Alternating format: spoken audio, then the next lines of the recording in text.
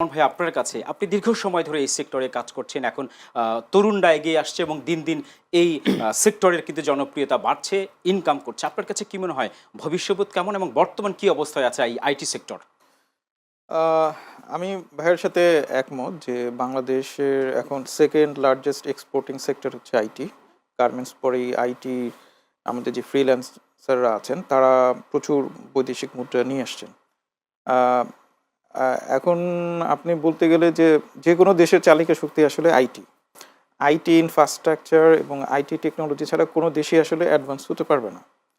তো সেই ক্ষেত্রে আমরা যে শুধু এক্সপোর্ট করে বৈদেশিক মুদ্রা আনবো, এর সাথে সাথে আমার মনে হয় যে আমাদের দেশ থেকেও প্রচুর টাকা চলে যাচ্ছে এই আইটির পেছনে। বিশেষ করে ব্যাংকিং সেক্টর, টেলকো সেক্টর এবং আরও অন্যান্য সেক্টর যেসব সফটওয়্যার তারা ইউজ করে তাদেরকে আসলে মাইন্ডসেটটা হচ্ছে যে দেশীয় সফটওয়্যারগুলোকে প্রায়োরিটি দেওয়া। এবং আমি মনে করি গভর্নমেন্টেরও আসলে এই সেক্টরটাকে যাতে প্রমোট করা যায় সেজন্য কিছু নীতিমালা করা উচিত, যাতে আমাদের লোকাল আইটি ইন্ডাস্ট্রিগুলো বড় হয়।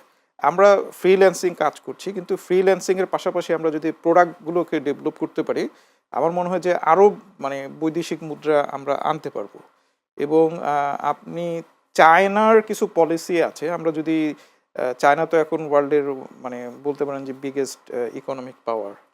তো তাদের যে পলিসি তারা কিন্তু হচ্ছে যে কোনো সফটওয়্যার বা টেকনোলজি ইউজ করার ক্ষেত্রে ডিসকারেজ করে ফরেন ভেন্ডরদেরকে। তারা ওই সব সফটওয়্যারগুলোই শুধু ইউজ করে যেটা তারা নিজেরা তৈরি করতে পারে। নিজেরা তৈরি। যেইগুলো নিজেরা তৈরি করতে পারে তারা কিন্তু লোকাল ইন্ডাস্ট্রিকে বাধ্য করে যে ওইগুলো ইউজ করার জন্য। আমাদের দেশে ব্যাংকিং সেক্টরে কিন্তু এখন একসময় বাংলাদেশি ব্যাংকিং সফটওয়্যারগুলো বেশ ভালো করছিল। বাট কিছু কিছু ব্যাংক ফরেন সফটওয়্যার ইন্ট্রোডিউস করার ক্ষেত্রে তারা লোকাল সফটওয়্যারগুলো কিন্তু বেশ বেগ পাচ্ছে। এবং ফরেন সফটওয়্যার ইউজ করে যে তারা যে খুব বেশি লাভবান হচ্ছে তা না, তারা কিন্তু সমপরিমাণ পেইন নিচ্ছে, অবস্টেকল ফেস করছে। বাট আমাদের দেশের প্রচুর বৈদেশিক মুদ্রা চলে যাচ্ছে। তো আমি মনে করি যে এইখানে বাংলাদেশ ব্যাংক, এনবিআর এবং গভর্নমেন্টের পলিসি আইটি ফ্রেন্ডলি করা উচিত।